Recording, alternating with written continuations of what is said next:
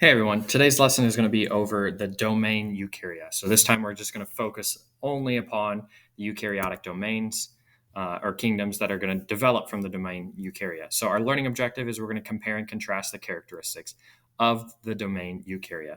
So again, like our last lesson, please make sure that you have your characteristics of domain and kingdoms graphic organizer present in addition to your notebook in order to be able to fill in the rest of the information from that.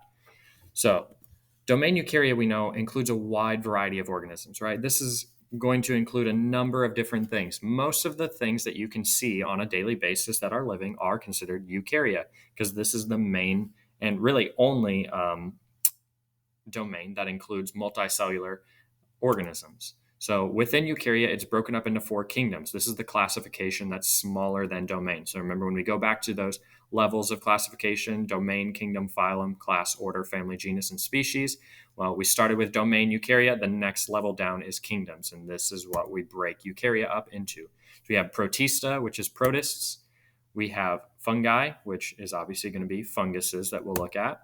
Plantae, which is plants, and animalia, which is going to be animals. So remember, these are all in Latin, so that's why they might look a little funny to you at first. So we'll start with kingdom protista. So some of the characteristics that all protists have is that they are unicellular or multicellular, right? And you can see there that it says they are generally unicellular. So this is really the only kingdom within eukarya that really has a lot of unicellular organisms. So whenever you see that when there's just a single cell, that does not automatically mean that is a bacteria or a prokaryote. There are protistas or eukaryotic organisms that are single celled. And remember that what's distinguishing them is that presence of a nucleus or membrane-bound organelles. So these sort of creatures still have the nucleus and membrane-bound organelles, even though they are just that unicellular organism. We also know that they can reproduce asexually or sexually. So they can reproduce on their own, or they could find another organism in order to be able to create an offspring together. Protistas can be autotrophic or heterotrophic, so they can create their own food through a process similar to photosynthesis, or they might need to rely upon another source for their food. They can also be motile or non-motile, and some of them can have cell walls. So as you can see here, there's not a whole lot of very clear characteristics for protista. These are a lot of just small little single-celled or very small multicellular organisms that can possess a number of different characteristics. The next kingdom that we have is fungi. Okay, and one thing that's important to know about fungi is that it is not just mushrooms. Okay, funguses are normally underground or within other species. The mushroom is only the reproductive portion of the fungus, and actually, fungi are normally the very, very large. The largest organism that we know of in the entire world is a fungus. It is multiple square miles large, and it connects all of these different trees and other things together in a forest.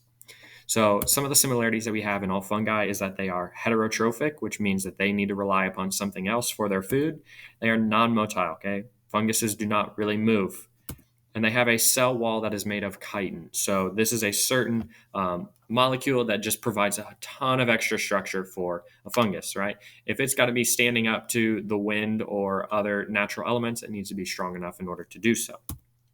And these are some of the characteristics that the organisms in this group can share, but don't necessarily have to.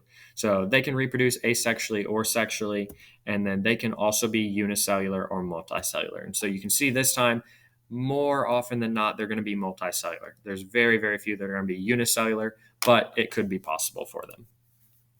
So the next kingdom that we have is Plantae. So obviously this one is dealing with any sort of plant is going to be within this kingdom. So there are some similarities with all plants. So we know that plants are autotrophic, right? Autotrophic means that they're going to be able to produce their own food. Plants perform photosynthesis. That's what gives them that green color is the chlorophyll that is present within their leaves. So they are creating their own food, and they don't need to rely on any other organism to provide them their food.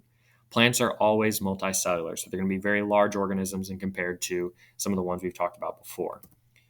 We know that plants are non-motile, right? They have to anchor themselves in the ground in order to get the nutrients and resources they need, so they're not going to be moving around. And plants also have a cell wall on each and every one of their cells. This time, instead of like fungi, we have cellulose. So this is a different type of cell wall. And cellulose is actually made up of glucose. So it is a very common molecule that's found. And then these are some of the organisms that they can share but don't necessarily have to. So they can produce asexually or sexually. You can see that more often than not, they reproduce asexually. This is done through pollen, right? If we move the pollen from one plant to one flower to another, which is normally done by bees and other insects or birds, that is how they are going to reproduce and create a new seed in order to create a new plant. And then we have kingdom Animalia. So this is a very large group. This is the one that most people are very curious about and want to talk about. So this is where we are even included. So some of the similarities in all animals is that they are heterotrophic. So all animals rely on plants basically in order to obtain our food and diet or other animals. We're always multicellular.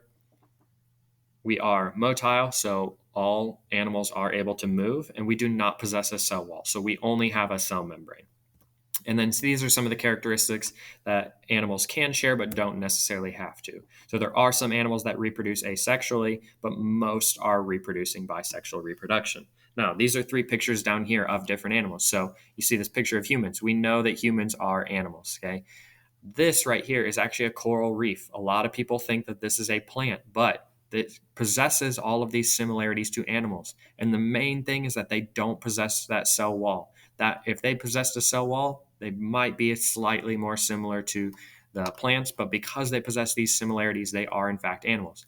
And then I've had some people who think that insects are in their own category as well, but insects also possess all of these similarities, so they are going to be in the same kingdom. Now, with these two right here, they would be obviously in different other classification levels as we get more specific, but they are all still in the kingdom Animalia. So that's it for this lesson. So go explore further.